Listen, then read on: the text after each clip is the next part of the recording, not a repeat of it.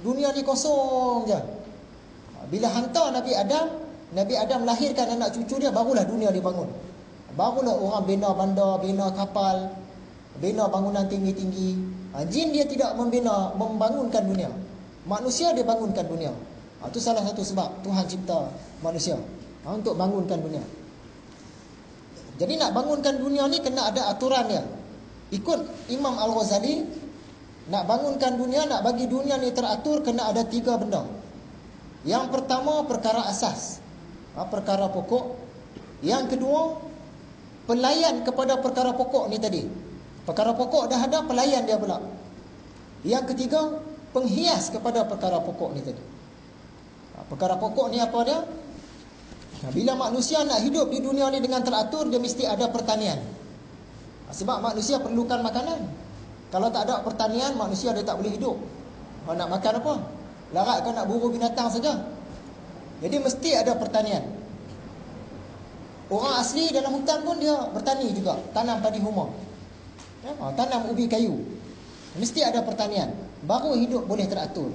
Tak ada pertanian, tak teratur hidup. Yang kedua, mesti ada buat kain.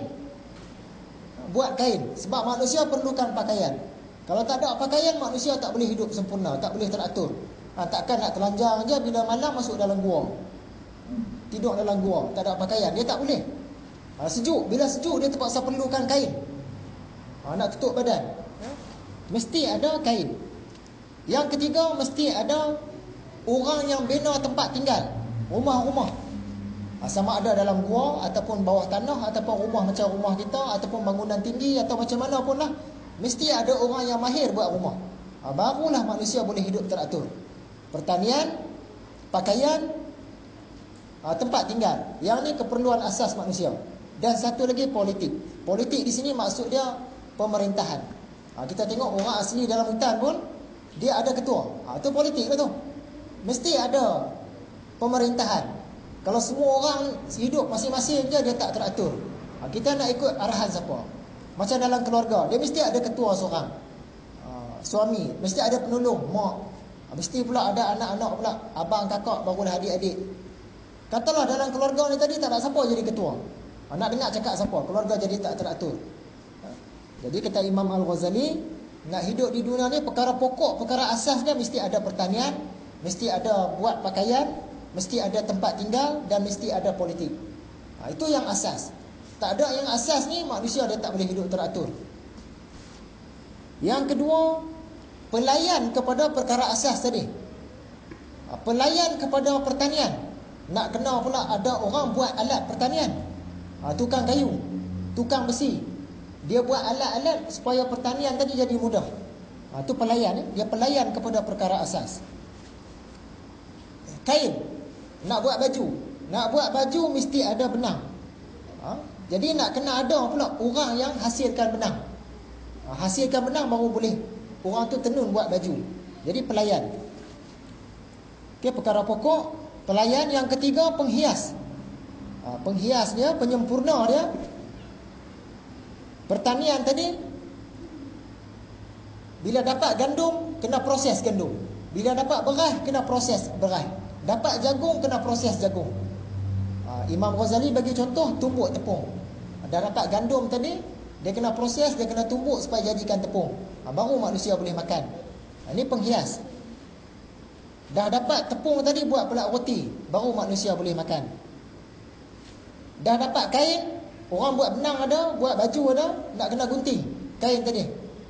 Orang buat benang ada, yang buat kain, yang tenun kain ada, yang nak proses jadikan baju, jadikan selimut, jadikan kelambu semua, nak kena ada tukang gunting. Itu dia punya penyempurna. Jadi ringkasnya, nak bagi manusia hidup teratur di dunia, kena ada 3 benda ni.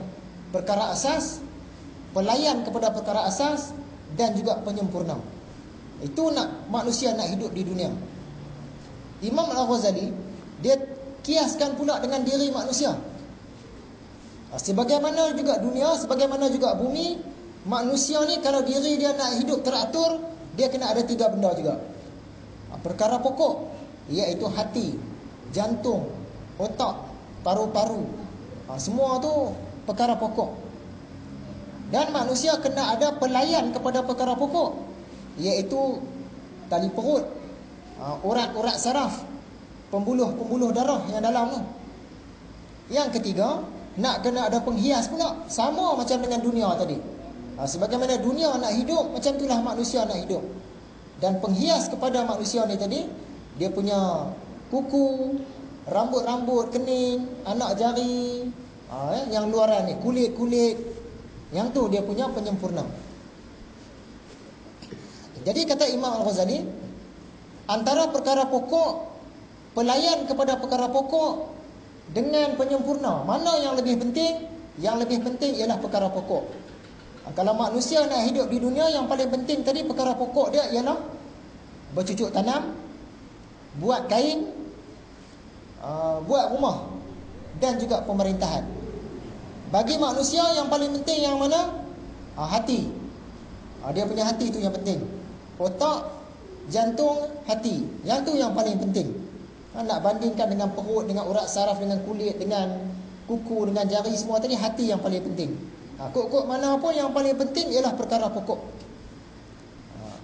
Ini bersesuaian dengan satu hadis Nabi, hadis sahih. Kata Nabi Muhammad, mafhumnya, di dalam setiap tubuh ada segumpal daging. Kalau ia baik, seluruh tubuh menjadi baik. Dan kalau ia rosak, seluruh tubuh turut menjadi rosak, iaitu qalbu.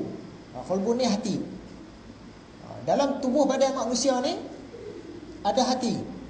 Kalau hati dia tu baik, manusia ni baiklah. Kalau hati dia tu tak baik, tak baiklah manusia ni. Di sini ada satu masalah. Orang Arab dia sebut qalbun, kalbu. Qalbun ni jantung. Tapi bila sampai ke dunia Melayu, kita ubah jadi hati. Tak tahu kenapa. Dalam bahasa Arab, hati kabid. Jadi dia kata dalam tubuh manusia ni ada satu daging. Daging tu ialah qalbun. Maksud dia jantung. Tapi bila sampai ke alam Melayu, kita sebut hati. Saya tak tahu di mana dia boleh berubah tu. Kita selalu kata, hang ni tak ada hati perut. Dia tu sakit hati tu. Bukan hati, dia sebenarnya jantung. Tapi kalau kita kata dia tu sakit jantung, sakit jantung dengan aku, kita ingat dia hospital. Tapi tak apalah, asalnya kita faham. Bahasa Arab dia sebut qalbun tu jantung, tapi dia tuju kepada kalbu. Kita sebut hati, dia tuju pada kalbu juga. Jadi hadis ni tadi ada dua jenis huraian. Huraian yang pertama, qalbun tu jantung, daging yang duk pam tu, pam darah kita. Kalau rosak jantung, badan yang lain pun rosak. Yang ni kita sedia maklum lah.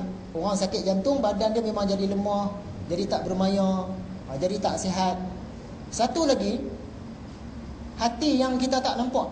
Hati itulah, hati yang melibat dengan perasaan, nafsu, akal, hati yang tu. Kalau hati yang tu pun rosak, manusia ni akan jadi jahat.